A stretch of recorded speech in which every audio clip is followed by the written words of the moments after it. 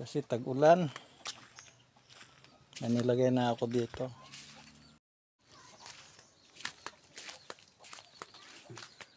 Ito, lilipat ko na lang mamaya. Lagyan ko pa ng tubig. Kamatis yan.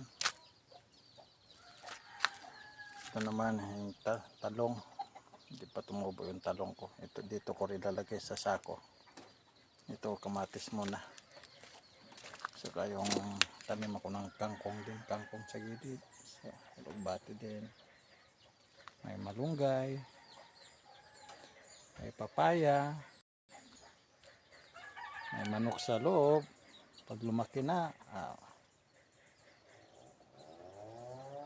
may ulam na. Ito muna yung tatanim ko mamaya.